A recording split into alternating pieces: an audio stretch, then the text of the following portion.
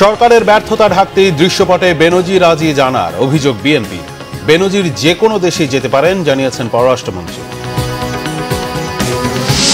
সকাল ৯টা থেকে বিকেল ৫টা পর্যন্ত অফিসের নতুন সময়সূচি নির্ধারণ মন্ত্রিসভায়, কার্যকর ঈদুল আজহার ছুটির পর। এক রাতের বৃষ্টিতেই সিলেটে পানি থই থই, ওসমানী মেডিকেলেও ঢুকেছে পানি, রোগীর সাথে স্বজনদেরও চরম দুর্গতি। জগন্নাথ বিশ্ববিদ্যালয় শিক্ষার্থী অবন্তিকার আত্মহত্যার প্ররোচনা মামলায় অগ্রগতি না থাকায় বিচার পাওয়া নিয়ে শঙ্কায় তার মা, প্রধানমন্ত্রীর হস্তক্ষেপ কামনা। দেখছিলেন বিআরবি কেবল সংবাদ শিরোনাম, এবার বিস্তারিত। বিএনপি নেতাদের অভিযোগ, নিজেদের ব্যর্থতা থেকে জনদৃষ্টি ভিন্ন দিকে নিতেই বেনজির আজিজ ও আনারের বিষয়টি সামনে আনা হচ্ছে। সরকারের অবস্থা ভালো নয়, নুন আনতে পান্তা ফুরোনোর দশা মন্তব্য করে তারা বলেন, আওয়ামী লীগ গত ১৫ বছরে দেশকে শেষ করে দিয়েছে। বিএনপি চেয়ারপারসন বেগম খালেদা জিয়া ও মহানগর দক্ষিণের নেতা ইঞ্জিনিয়ার ইশরাক হোসেনের মুক্তির দাবিতে নয়াপল্টন বিএনপির কেন্দ্রীয় কার্যালয়ের সামনে মানববন্ধন করে ঢাকা মহানগর দক্ষিণ ছাত্রদল। বিএনপির স্থায়ী কমিটির সদস্য গয়েশ্বর চন্দ্র রায় বলেন, নিজ দেশে পরবাসীর মতো থাকতে হচ্ছে জনগণকে। গুম, খুন, নারী নির্যাতন ও দখলবাজি চলছে সব জায়গায়। এদিকে বিএনপির প্রতিষ্ঠাতা সাবেক রাষ্ট্রপতি জিয়া রহমানের ৪৩তম শাহাদাত বার্ষিকী উপলক্ষে জাতীয় প্রেস ক্লাবে আলোচনা সভা করে মহিলা দল। বিএনপি মহাসচিব মির্জা ফখরুল ইসলাম আলমগীরের অভিযোগ, গত ১৫ বছরে দানবের মতো দেশ শাসন করে নির্বাচন ব্যবস্থার পাশাপাশি অর্থনীতি শেষ করে দিয়েছে ক্ষমতাসীনরা। নজিরবিহীন দুর্নীতি সরকারের প্রতিটি ক্ষেত্রে।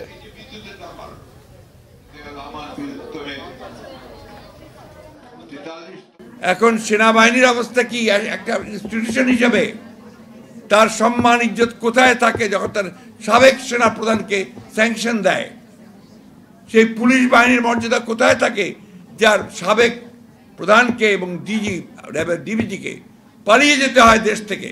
আমরা একটা খুব কঠিন সময় পার করছি, আর এই সময়টা তৈরি করেছে এই সরকার, এই আওয়ামী লীগের সরকার, যারা গত 15 বছর ধরে সম্পূর্ণ বেআইনিভাবে জোর করে রাষ্ট্রকে ব্যবহার করে এই পুলিশ, এই বিডিআর, আপনার প্রশাসন, অন্যান্য সব রাষ্ট্রযন্ত্রকে ব্যবহার করে তারা আজকে জোর করে ক্ষমতায় টিকে আছে। এদিকে পররাষ্ট্রমন্ত্রী ডক্টর হাসান মাহমুদ বলেছেন, সাবেক আইজিপি বেনজির আহমেদের দেশ ত্যাগে কোনো নিষেধাজ্ঞা দেয়া হয়নি, তাই হয়তো তিনি চলে গেছেন। ৬ জুন দুদকে তিনি উপস্থিত হন কিনা সেটাই দেখার বিষয় বলে মন্তব্য তার। পররাষ্ট্র মন্ত্রণালয়ে ব্রিফিংয়ে একথা বলেন তিনি। তার দেশ ত্যাগে তো কোনো নিষেধাজ্ঞা দেওয়া হয়নি, কোর্টও দেয়নি বা দুদকও দেয়নি। তো কারোর উপর যখন দেশ ত্যাগে কোনো নিষেধাজ্ঞা না থাকে, তিনি তো যে কোনো জায়গায় যেতেই পারেন। তো ৬ জুন তিনি হাজির হচ্ছেন কি হচ্ছেন না সেটি হচ্ছে দেখার বিষয়। সকাল ৯টা থেকে বিকেল ৫টা পর্যন্ত অফিসের নতুন সময়সূচি নির্ধারণ করেছে মন্ত্রিসভা। ঈদের ছুটির পর প্রথম কর্মদিবস থেকেই এই সময়সূচি কার্যকর হবে। রবিবার থেকে বৃহস্পতিবার নামাজের বিরতি ১টা থেকে ১:৩০। দেশের সকল সরকারি, আধা সরকারি, স্বায়ত্তশাসিত প্রতিষ্ঠানের জন্য এই সময়সূচি পুনর্নির্ধারণ করা হয়েছে। তেজগাঁওয়ে প্রধানমন্ত্রীর কার্যালয়ে অনুষ্ঠিত মন্ত্রিসভার বৈঠকে এই সিদ্ধান্ত নেওয়া হয়। বৈঠকে সভাপতিত্ব করেন প্রধানমন্ত্রী শেখ হাসিনা। বৈঠকের পর সচিবালয়ে ব্রিফিংয়ে মন্ত্রিপরিষদ সচিব মোহাম্মদ মাহবুব হোসেন জানান, বনশিল্প উন্নয়ন কর্পোরেশন আইন ২০২৪-এর খসড়ার চূড়ান্ত অনুমোদন দিয়েছে মন্ত্রিসভা। জাতীয় জীব নিরাপত্তা নীতি ২০২৪ এবং ড্রেজিং ও ড্রেজড ম্যাটেরিয়াল ব্যবস্থাপনা নীতিমালাও চূড়ান্ত অনুমোদন দেওয়া হয়। এছাড়া সোহরাওয়ার্দী উদ্যান থেকে শাহবাগ থানা স্থানান্তরের বিষয়টিও নির্দেশ দেয় মন্ত্রিসভা।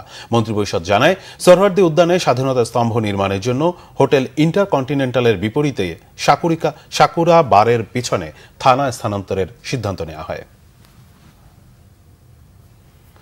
এক রাতের ভারী বৃষ্টিতে জলাবদ্ধতা তৈরি হয়েছে সিলেট নগরের প্রধান সড়ক সহ প্রায় ৯০% এলাকায়। পানি উঠেছে অনেক বাসাবাড়ি ও Sylhet MAG Osmani medical college হাসপাতালে। বিপাকে রোগী ও তাদের স্বজনরা। এদিকে ৭ উপজেলায় বন্যা পরিস্থিতি অপরিবর্তিত রয়েছে, সংকটে দুর্গতরা। সিলেট থেকে দীপু সিদ্দিকীর পাঠানো তথ্য ছবিতে ডেস্ক রিপোর্ট। রবিবার মধ্যরাত থেকে সোমবার সকাল পর্যন্ত টানা বৃষ্টিতে জলাবদ্ধতা তৈরি হয়েছে সিলেট নগরীর নিচু এলাকায়। জেলার প্রধান চিকিৎসা সেবা কেন্দ্র Sylhet MAG Osmani medical college হাসপাতালেও পানি ঢুকেছে, ব্যাহত হচ্ছে চিকিৎসা সেবা। বিপাকে রোগী ও তাদের স্বজনরা। নদ নদীর পানি কমছে ধীর গতিতে। সুরমা ও কুশিয়ারা সহ বিভিন্ন নদীর পানি 1 থেকে 2 সেন্টিমিটার কমেছে। এতে আশ্রয় কেন্দ্রে অবস্থানরতদের ফেরার প্রতীক্ষা দীর্ঘায়িত হচ্ছে। পানিবন্দী মানুষের অভিযোগ, প্রত্যন্ত এলাকায় যাচ্ছে না ত্রাণ সহায়তা।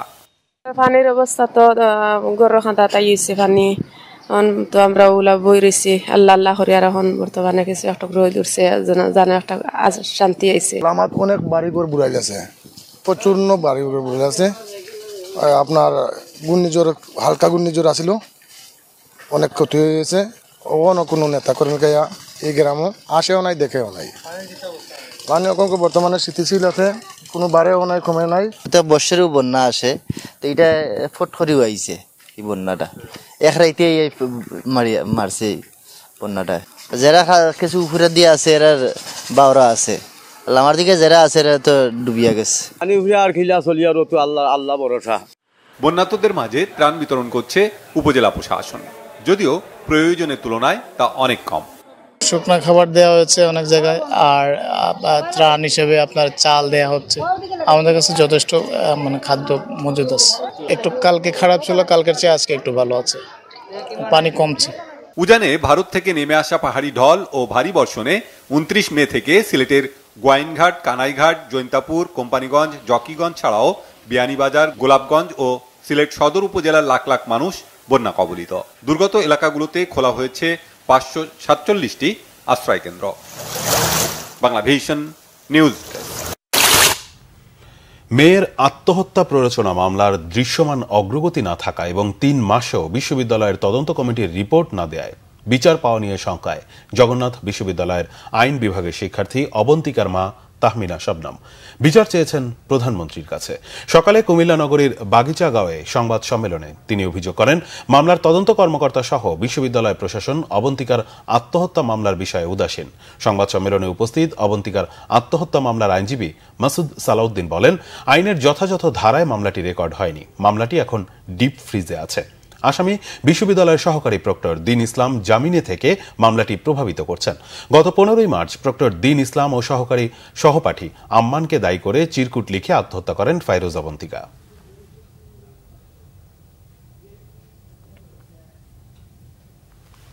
আজ 3রা জুন, গোপালগঞ্জের মুকসুদপুর উপজেলার বানিয়ারচর গির্জা বোমা হামলা ট্র্যাজেডি দিবস।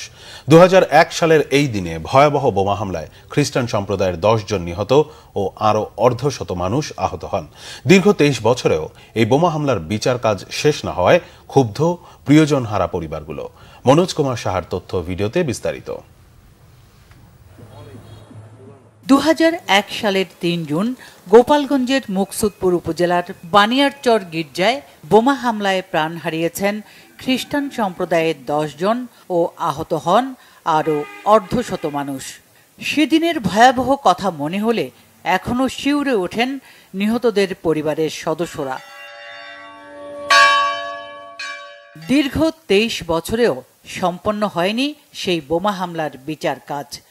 3 বছর আগে চার্জশিট দিলেও আদালতে বিচার কাজ শুরু না হওয়ায় ক্ষোভ ও হতাশা জন্মেছে নিহতদের স্বজনদের মাঝে।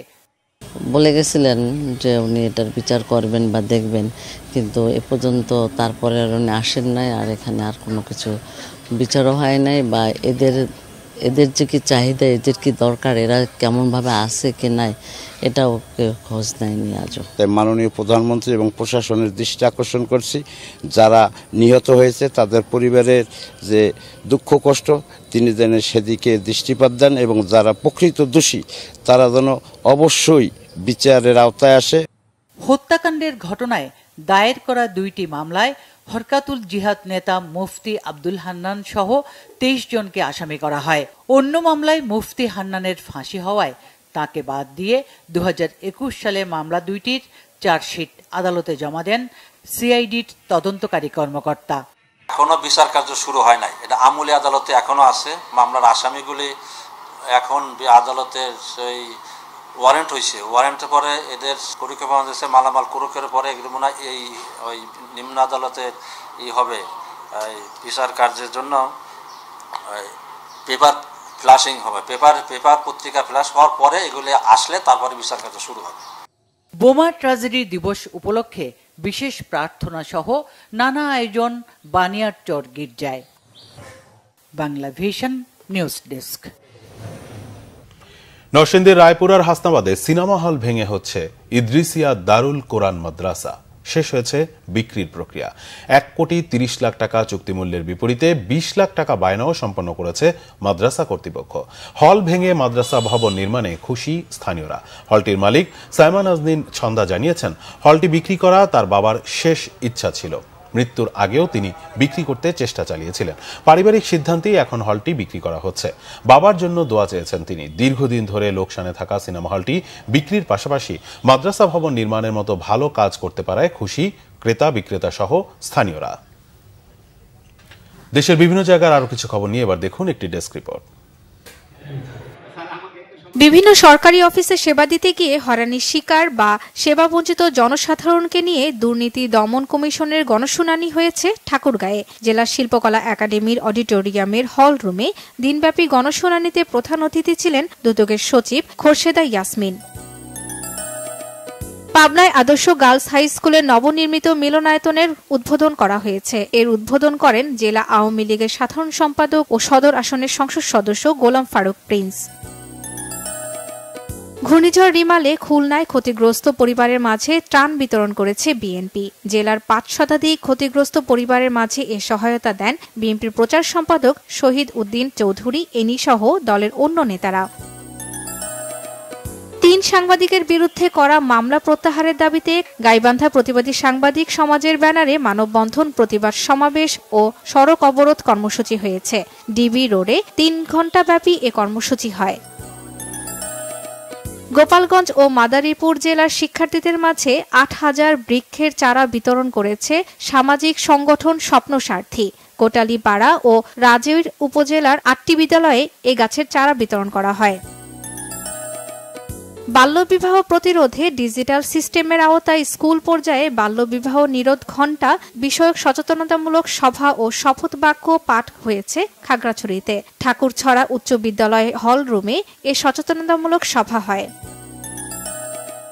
কুড়িগ্রামের নূরনবী হলখানা বালিকা উচ্চ বিদ্যালয়ের 13 শিক্ষার্থীর মাঝে বাইসাইকেল বিতরণ করা হয়েছে। সদর উপজেলা নির্বাহী কার্যালয়ের উদ্যোগে স্কুল মাঠে এ কর্মসূচির আয়োজন করা হয়।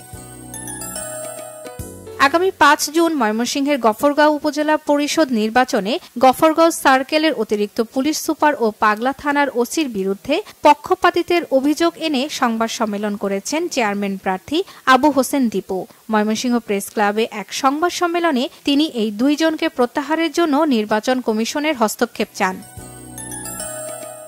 জিরো ওয়েস্ট ভিলেজ গড়ার লক্ষ্যে রংপুরের গঙ্গাচড়ায় মতবিনিময় সভা হয়েছে। বেদগাড়ি ইউনিয়নে সভায় প্রধান অতিথি ছিলেন বিভাগীয় কমিশনার জাকির হোসেন।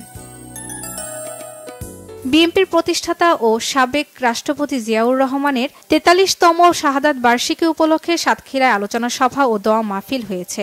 শহরের রাধানগর এলাকায় এর আয়োজন করে জেলা বিএনপি। প্রধান অতিথির বক্তব্য দেন জেলা বিএনপির যুগ্ম আহ্বায়ক ও সহ সমন্বয়ক শেখ তারিকুল হাসান। সাতক্ষীরায় নারী ও কিশোরদের স্বাস্থ্য সুরক্ষায় ফ্রি মেডিকেল ক্যাম্প অনুষ্ঠিত হয়েছে।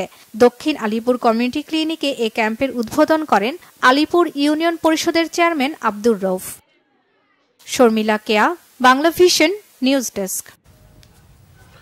সংবাদ শেষ করব বিআরবি কেবল শিরোনামগুলো আরেকবার জানিয়ে। সরকারের ব্যর্থতা ঢাকতেই দৃশ্যপর্দায় বেনজির আজিজ আনার অভিযোগ বিএনপি। বেনজির যে কোনো দেশেই যেতে পারেন জানিয়েছেন পররাষ্ট্রমন্ত্রী। সকাল 9টা থেকে বিকেল 5টা পর্যন্ত অফিসের নতুন সময়সূচি নির্ধারণ মন্ত্রিসভায়, কার্যকর ঈদ উল আজহার ছুটির পর। এক রাতের বৃষ্টিতেই সিলেটে পানি থই থই, ওসমানী মেডিকেলেও ঢুকেছে পানি, রোগীর সাথে স্বজনদেরও চরম দুর্গতি। জগন্নাথ বিশ্ববিদ্যালয় শিক্ষার্থী অবন্তিকার আত্মহত্যার প্ররোচনা মামলায় অগ্রগতি না থাকায় বিচার পাওয়া নিয়ে শঙ্কায় তার মা, প্রধানমন্ত্রীর হস্তক্ষেপ কামনা। এই ছিল এখনকার মতো। পরের সংবাদ সন্ধ্যে 7:30টায় দেখার আমন্ত্রণ রইল। এছাড়া বাংলা ভিশন সংবাদ ও সংবাদ সংশ্লিষ্ট অনুষ্ঠান দেখতে ভিজিট করুন www.bvnews24.com ও facebook.com/banglavisionnews এবং সাবস্ক্রাইব করুন youtube.com/banglavisionnews। ধন্যবাদ।